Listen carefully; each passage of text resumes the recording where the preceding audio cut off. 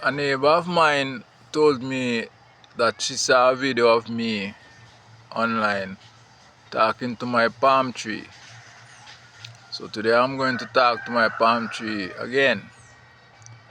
I'm going to be talking about Annunakis because this seems to be a very popular subject online, and I have been listening to everybody and observing and doing my own analysis in the matter.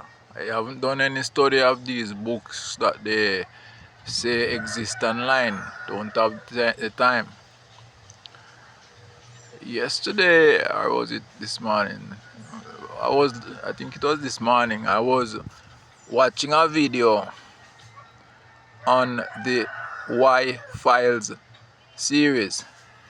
Now this guy made a statement that goes against two of the principal persons that I see talking about the Anunnakis. He said that the word Anunnaki does not mean those who from the heavens came, but it means bloodline, because according to him, the god king and the goddess queen were Anu and Naki. So therefore their bloodline became known as the Annunakis, those who came from Anu and Naki. Well, it makes sense to me. So now I want to make my little input on the matter, because since I have been observing this Anunnaki thing, I have been framing a context that includes these Anunnakis, Anu, and Nubia. Now, what I observed that people were talking about the reign of the Anunnakis 3,000 years ago, but it is my understanding without consulting history and the matter that around that time the kingdom or the kingship in the place that they call Sumeria, the place of the Anunnakis, was actually a Kushite, now called Nubian people's kingdom. And I even asked a question, but you're talking about the Anunnakis in a time when the Kushites ruled Sumeria. So that would mean that the Kushites were the Anunnakis.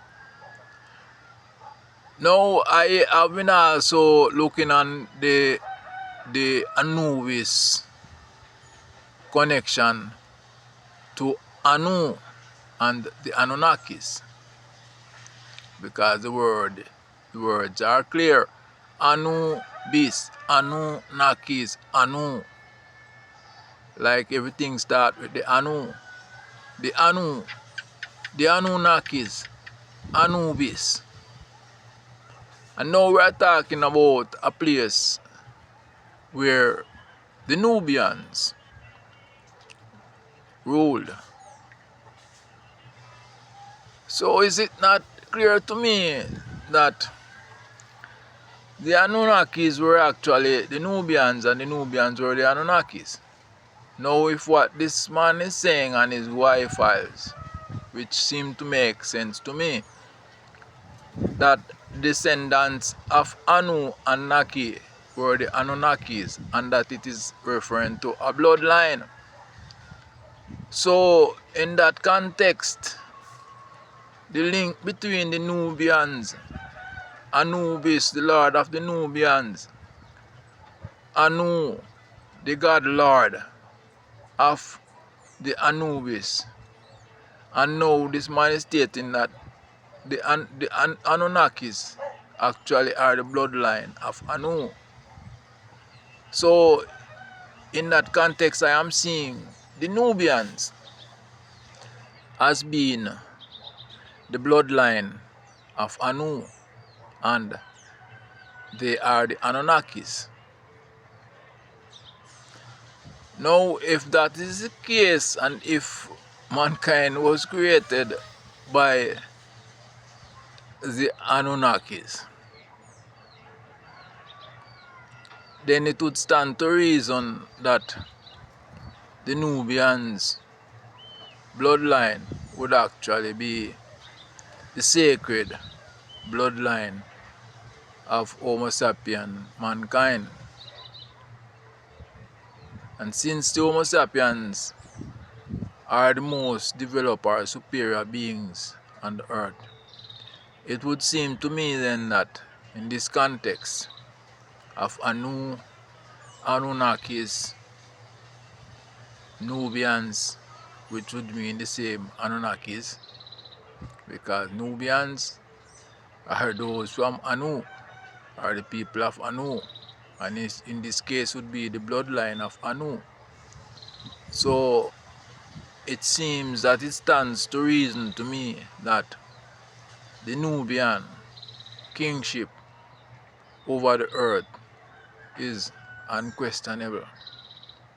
And that is why I have been telling people for some time now that, well, that is not why, but that it fits into my reasoning, my line of reasoning, when I told them that the word Nubia and clouds is the same word, and that the Bible could quite easily be read that the Lord comes from the Nubians. Now we're talking about a lot of serious, because people tell you that the Messiah's name is Jesus and all of that, but we who study these things are seeing a picture that the real Lord is Osiris and he's the Lord of the Nubians.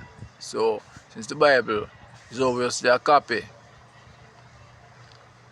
a pirated copy of Nubian scriptures, Anunnaki scriptures, then it seems that the correct thing that should have been written in the Bible is not that he comes in the clouds, but he comes from the Nubians, the Anunnakis, the descendant of Anu. That is what is making sense to me. So this is my point of view on this part of the Anunnaki affairs, and your comments would be welcome.